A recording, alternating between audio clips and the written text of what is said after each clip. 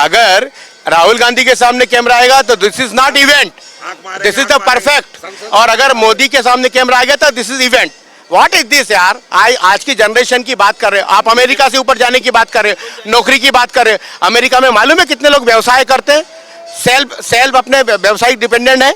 आप हिंदुस्तान में नौकरी मांगने के लिए आप क्यों नौकरी पे डिपेंड है? आज 140 करोड़। जी भाई साहब, क्या नाम? भाई साहब, मेरे हिसाब से सनातन के बारे में जो मेरी सोच है वो मैं बताता हूँ। सनातन का अर्थ है संत। जो मंदिर में जंगल में बैठता उसे संत बोलते हैं और उसके शरीर को तन बोलते हैं। और ये तो बीजेपी का मुद्दा है, सनातन सनातन। चारों साल के इनके अलग अलग मुद्दे हैं चुनाव जीतने के। तो ये काजी सुना को सनातन का मामला कि संत यानी साधु। सनातन माने हमेशा नहीं। लिखित धर्म, मानव सेवा। संत को दुनिया से सनातन केवल संत। एक सेकंड, सनातन केवल संत। बिल्कुल संत। हम सब क्या हैं? धर्म। हम सब क्या हैं? संत तो सबका भला नहीं चाहता है। नहीं, इनका सनातन अगल है। हम सब क्या हैं? अलग है। मैं आर्यवैश्य को नहीं चाहता। बैरागी, चेतन दास बैरागी नाम मेरा। मैं भी पंडित हूँ। हाँ, मगर पता होगी, क्योंकि जब आप आर्यवर्त को नहीं जानते, आप सनातन को नहीं जानते, इस धर्म को नहीं जानते, जो हजारों मालूम तो गलत मालूम। अब क्या कहेंगे? मैं सनातनी नहीं हूँ। मैं भी सनातनी हूँ। मैं पहाड़ों में जंगलों में नहीं बैठा हूँ तो मैं सनातनी नहीं हूँ। तो वहाँ कल दिल्ली के अंदर एक डिबेट हो रही थी। वो एक कोई उस डिबेट को छोड़ दीजिए। दिल्ली के अंदर क्या डिबेट हो रही थी? अभी यहाँ सच्चाई। सनातन दिल्ली की डिबेट को सुन करके सच्चाई मानेंगे तो फिर तो मैं क्या ही का बोलूं। मुद्दा नहीं है। सनातन पब्लिक का अभी तो आए सनातन पर बोलने। सनातन का मुद्दा पब्लिक नहीं। आपने आप ही ने तो एक मिनट आपने कहा मैं सनातन का अर्थ बताऊंगा। अब जब उस पर वाद विवाद शुरू हुआ तो अब कह रहे हैं मुझे पता नहीं। आपने पूछा था सनातन के बारे में किसी दूसरे। अभी तो आप बोलने खुद आए। हाँ अभी आप आए बोलने, हाँ, तो मैंने फंस गए तो डिबेट बदल दिया वहाँ। कोई स्थिति नहीं है। एक्चुअल क्या है कि सनातन के बारे में बोलने के पहले आदमी को सोचना चाहिए कि सनातन धर्म आज से नहीं, हजारों वर्ष पुराना धर्म ही सनातन है। इस विश्व का धर्म मानव सेवा। सनातन धर्म कोई लिखित धर्म नहीं है, मानव सेवा है। सिर्फ हर वालों के पास नौकरी है, न गैर सनातनी के पास नौकरी है। आज सनातन धर्म वाला भी महंगाई से त्रस्त है, गैर सनातनी भी महंगाई से त्रस्त है। आज सनातन वाला भी भ्रष्टाचार सरकार से परेशान है, गैर सनातनी भी परेशान है। आज सनातन धर्म के सड़क महंगाई है, परेशान है, त्रस्त है। महंगाई कहाँ नहीं है? किस देश में महंगाई नहीं है? कोरोना के बाद से किस देश में महंगाई नहीं हुई है? ये बताइए। पाकिस्तान का व्यक्ति वहाँ पर सनातन नहीं है, इसलिए वो महंगाई से बिल्कुल परेशान नहीं, कत्ते ही परेशान नहीं है। उनके यहाँ 400 रुपए किलो तक। सबसे खुशहाल देश तो पाकिस्तान ही है, वहाँ तो सनातन नहीं है। हिंदुस्तान को पाकिस्तान बनना भी नहीं है, हमें अमेरिका से ऊपर पहुंचना है। हम पाकिस्तान क्यों देखते हैं? हम अमेरिका। चंद्रयान अभी जो गया, अच्छी बात है, देश के वैज्ञानिकों का उसमें हाथ है, देश के वैज्ञानिकों का हाथ में है। अब प्रधानमंत्री जी इसको एक इवेंट बना लेंगे तो वो बात है। इवेंट क्यों यार? हर एक के लिए प्राउड मोमेंट है। पर मैं कहता हूँ अगर चंद्रयान 3 जाता है ऊपर तो देश के वैज्ञानिकों को पहले बोलना चाहिए। बिल्कुल, पहले वैज्ञानिक। हाँ, तो पर प्रधानमंत्री जी बोल। आपने एक सेकंड, आपने नहीं दिया। धन्यवाद। प्रधानमंत्री जी की स्टेटमेंट सुनी थी? मैंने सुना ना, उन्होंने सबसे पहला श्रेय किसको दिया? वैज्ञानिकों को ही दिया। पर मैं ये कह रहा हूँ कि वैज्ञानिक क्या उतना कैमरा में, उतना मीडिया के अंदर वैज्ञानिकों को दिखाया गया? मीडिया, राहुल गांधी तो खेतों में कितने कैमरे माइक लेकर उतर जाते हैं। तो मोदी जी क्या नहीं जाते? मोदी जी नहीं जाते? मोदी जी के सामने कैमरा आ जाए और उस कैमरे के आगे कोई और नेता आ जाए। क्यों? प्रधानमंत्री है ना। हाँ। प्रधानमंत्री हैं देश के। अगर राहुल गांधी के सामने कैमरा आएगा तो this is not event, this is the perfect. और अगर मोदी के सामने कैमरा आ गया तो this is event. What is this यार? आज की जनरेशन की बात कर रहे हो आप, अमेरिका से ऊपर जाने की बात कर रहे हो, नौकरी की बात कर रहे हो। अमेरिका में मालूम है कितने लोग व्यवसाय करते हैं, सेल्फ अपने व्यवसायिक डिपेंडेंट है। आप हिंदुस्तान में नौकरी मांगने के लिए आप क्यों नौकरी पे डिपेंड है? आज 140 करोड़। मेरा सवाल, आप नौकरी की बात कर रहे हैं, एक बात बताइए, जो व्यक्ति सालों तैयारी करता है पटवारी की परीक्षा की, दूसरी परीक्षा की, सरकार के राज में पटवारी परीक्षा में घोटाला हो जाता है, तो फिर क्या युवा सवाल नहीं उठाएगा? कोरोना काल जो आया, पूरी दुनिया मंदी के दौर में गई। पूरी दुनिया नेगेटिव में जो है सबकी, यहाँ पर भारत की भी गई कुछ समय के लिए। अभी जो लास्ट फाइनेंशियल ईयर के जो भी पहले क्वार्टर के जो आंकड़े सामने आए, सबसे आगे कौन सा देश? सर ठीक है, पर आंकड़े तो ये भी नहीं नहीं, आंकड़े इसमें आप ठीक है क्या?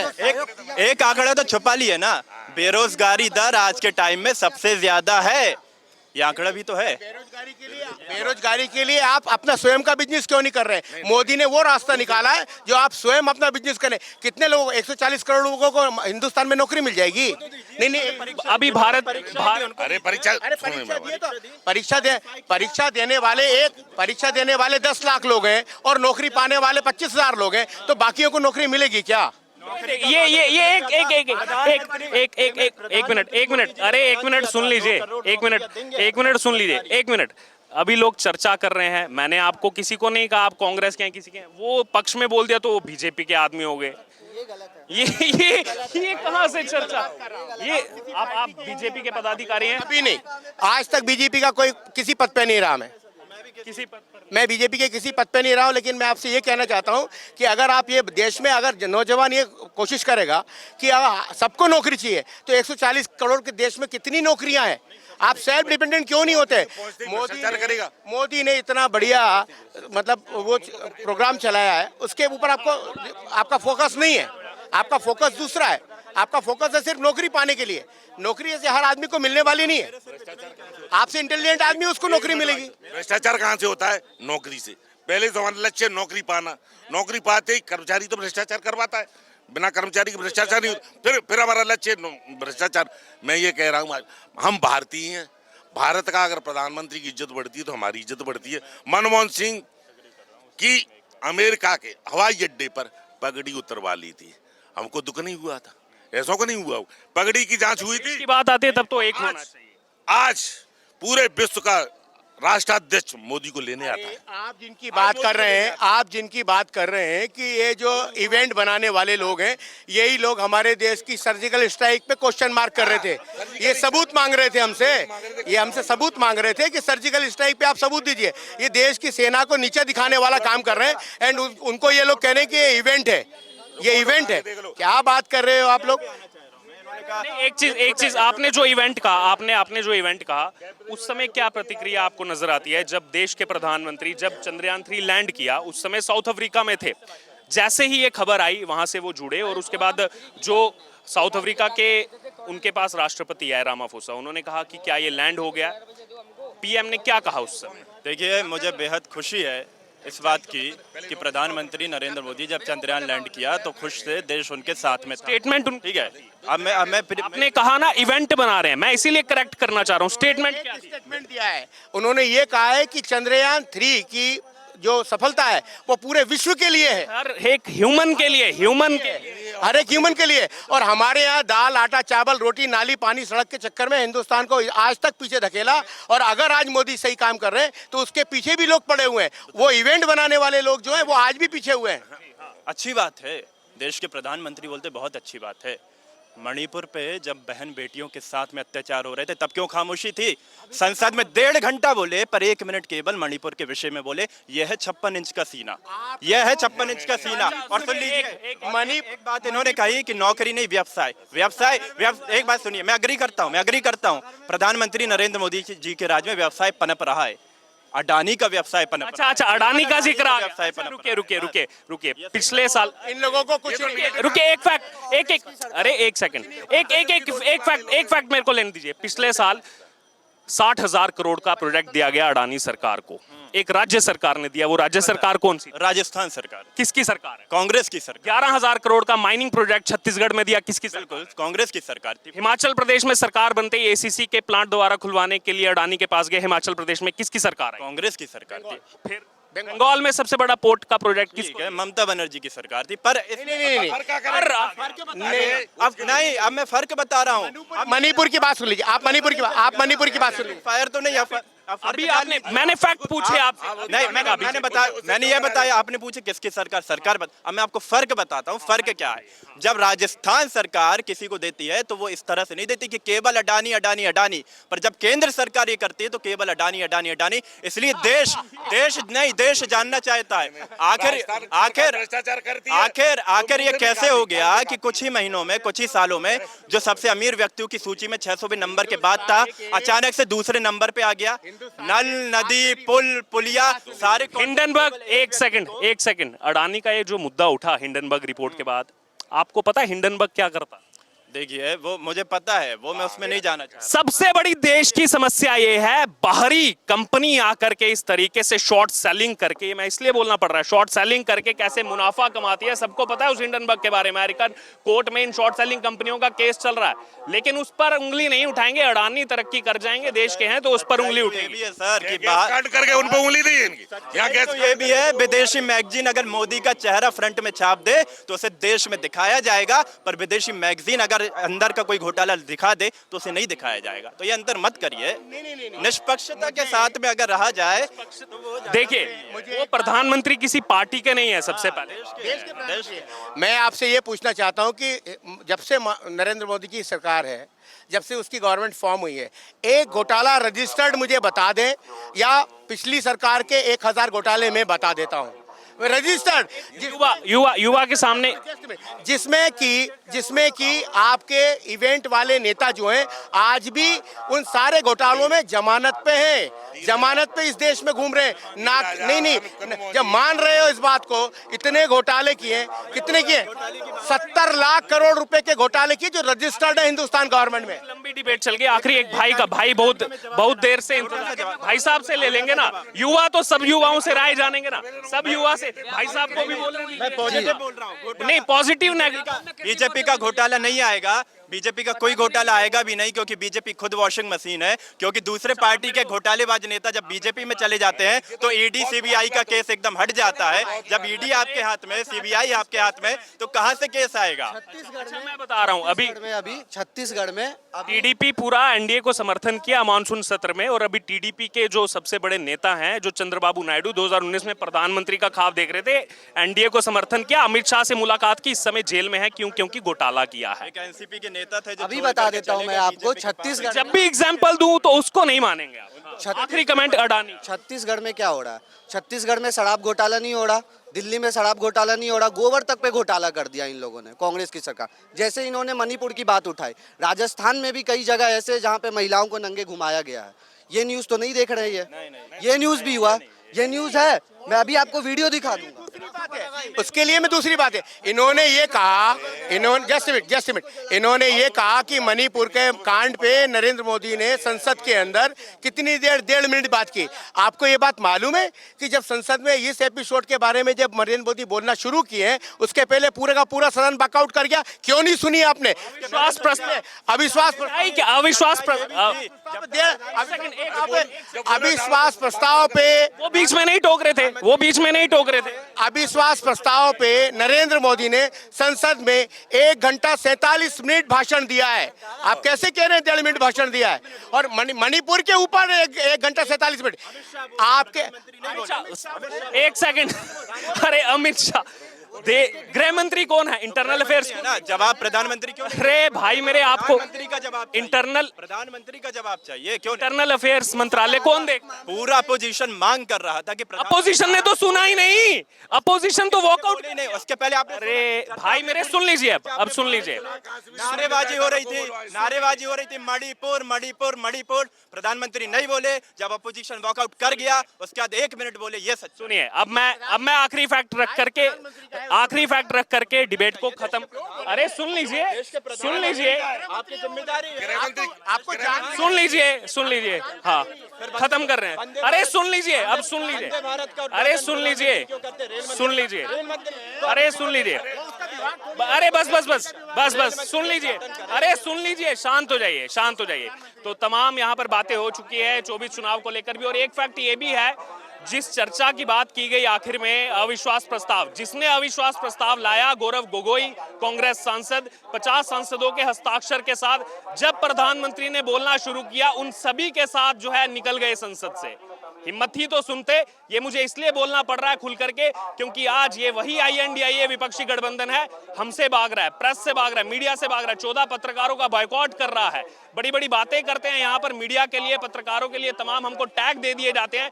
ये वही सरकारें हैं जिन्होंने 1975 के बाद प्रेस पर सेंसरशिप लगा दी थी। हर एक न्यूज छपने से पहले अधिकारी बिठा दिए थे इमरजेंसी में कि देखिए क्या न्यूज छप रही है, और आज जब सवाल किए जा रहे हैं तो इसीलिए डिबेटों से भी भाग रहे हैं। आपने सारी राय सुनी, मध्य प्रदेश की जनता की आपने राय सुनी, लोगों की राय सुनी, चुनाव को लेकर, बाकी जो देश में इस समय मुद्दे चल रहे हैं सबको लेकर के। अब आपकी इस बाबत जो भी राय हो, आपको इस पूरी डिबेट में क्या समझ में आया, क्या अच्छा लगा, क्या आपकी राय है, आप जरूर इसमें हमारे साथ कमेंट बॉक्स में शेयर करें। और चुनावी माहौल तक ऐसे ही हम आपको अलग अलग कवरेज दिखाते रहेंगे। लोगों के क्या मुद्दे हैं, लोगों की क्या राय है, क्योंकि जनता जनार्दन है, जनता सर्वोपरि है लोकतंत्र में।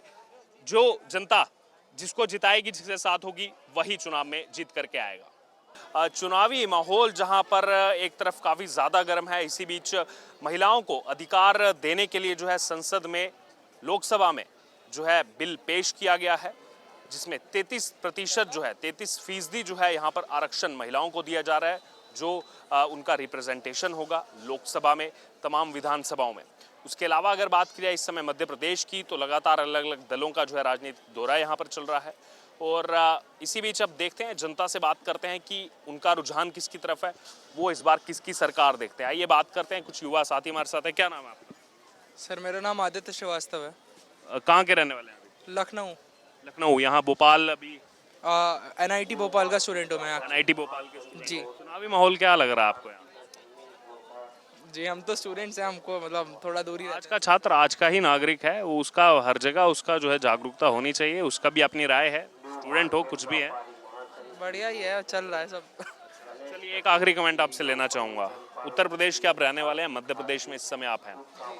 कुछ समय पहले मध्य प्रदेश सरकार और उत्तर प्रदेश सरकार के बीच एक MOU साइन हुआ है टूरिज्म को लेकर के, कि मध्य प्रदेश सरकार उत्तर प्रदेश का टूरिज्म, पड़ोसी राज्य है, और उत्तर प्रदेश सरकार मध्य प्रदेश का टूरिज्म को बढ़ावा देगी। आमतौर पर ऐसा काफ़ी कम देखने को मिलता है, ऐसे काफ़ी कम इनिशिएटिव लिए जाते हैं। इसको कैसे देखते हैं आप? बढ़िया, ये अच्छी बात है। मतलब मैं अगर यूपी की बात करूँ, मैं खुद लखनऊ से हूँ, तो मेरे अकॉर्डिंग मतलब दोनों ही शहर में टूरिज्म का काफ़ी अच्छा स्कोप है एंड काफ़ी अच्छे से इसको यूटिलाइज कर सकते हैं गवर्नमेंट। बाकी मतलब अच्छा ही है। यहाँ पे मैंने एमपी में ज़्यादा देखा है कि टूरिज़्म पे काफ़ी ज़्यादा फोकस कर रहा है, एएसआई भी कर रहा है और फिर ये एमपी टूरिज़्म तो कर ही रहा है। अच्छा, 24 का क्या नज़र आ रहा है? 24 यहाँ पे तो हर सरकार का एक ही वो है कि इलेक्शन से 1 साल पहले से काम करने लग जाओ, 4 साल आराम करो, वही चल रहा है इधर भी, यही देख रहे हैं इधर भी। अभी इस लोकसभा का 24 लोकसभा का सर इतना कोई मतलब मैं इतना हूँ नहीं पॉलिटिक्स में, बस ऊपरी से जो हमको हमारे समझ पड़ता है वही हम बता रहे हैं। ठीक है, नहीं मिलेगा। और भी युवा साथी हमारे साथ वो जुड़े हुए हैं और इंतजार कर रहे हैं, कब से राय रखना चाह रहे हैं, सबसे राय लेंगे। क्या नाम है आपका? मेरा नाम कुशागर तिवारी है। कुशाग्र तिवारी, कहाँ के रहने वाले हैं? हम लोग ऐसे यूपी से हैं, प्रयागराज से, लेकिन यहाँ पे मैनेट में पढ़ने आए हैं हम लोग। अच्छा, पढ़ने आए हैं। हाँ। कब से पढ़ रहे हैं यहाँ पर? मैं सेकंड ईयर में हूँ अभी, सिविल इंजीनियरिंग के वर्टिकल। क्या माहौल लग रहा है यहाँ, किसकी सरकार बन रही है? लग तो रहा है शिवराज सिंह चौहान सर जैसे कि, लेकिन उनका ये है कि मतलब वो आखिरी टाइम पे ही सब कुछ करते हैं ना, मतलब ऐसे लाडली बना अभी दे रहे हैं, सब कुछ कर रहे हैं।